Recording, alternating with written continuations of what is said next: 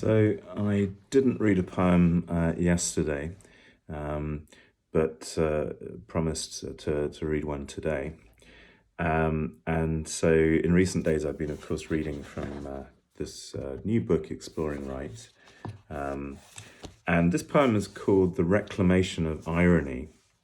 I did post a video by the spoof sort of musician or satirist, parodist, if you like, Weird Al Jankovic, called First World Problems. And on the same album, I think he did a song called Word Crimes. I don't agree with everything that's expressed in that song, but one of the things he notices or observes is that irony is not coincidence. But some of you will remember that in the mid-90s, the word irony began to change to mean something like that.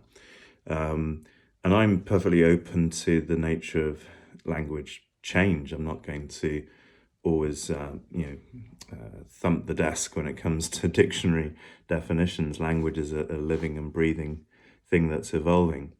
But this is the background to this poem, and you'll probably all know the song that was popular then in the mid-90s by Alanis Morissette, Ironic, which of course famously doesn't really say anything ironic as such, but that was one of the kind of key changes, I suppose, for the change of the use of the word irony, perhaps. So this poem is set in the mid-90s. So anyone who was maybe at university then might find this slightly humorous. And it's a lighter poem in Exploring Rights. It's meant to strike a different tone. And I guess one of the rights we have is to explore the possibilities of language and play with it.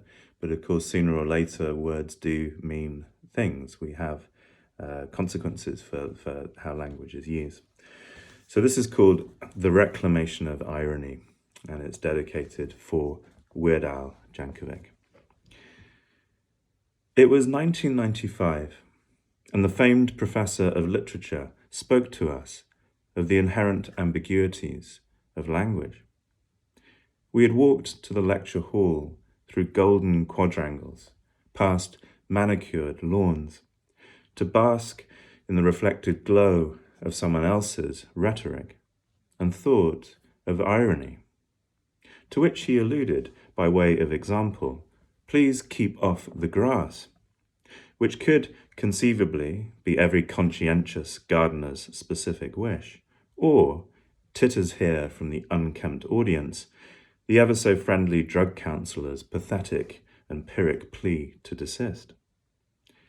Irony bathed in that summer's morning light, but only 2 years on was back in school, rubbing shoulders with fortuity, which had meant a random coincidence, then a fortunate one, or both, begging readmission to dictionaries it had not left, still in its old garb, but with this new, mature student look of, well, just fancy that. Or, who'd have thought the very thing that almost killed him would turn out to be his actual salvation? Which may have been the fault of Alanis Morissette, although opinion is divided on the subject, and lexicography no less impressed by the enormity of the task ahead. But we were long gone by then anyway, on the way to Y2K and the new millennium. Happy that the language was changing, not as putty in our hands, but something grown up, pliable, sometimes silly in its profounder size. Irony, too, was bathing again, this time in a bikini meant for someone else, as the professors continued to chant and sing.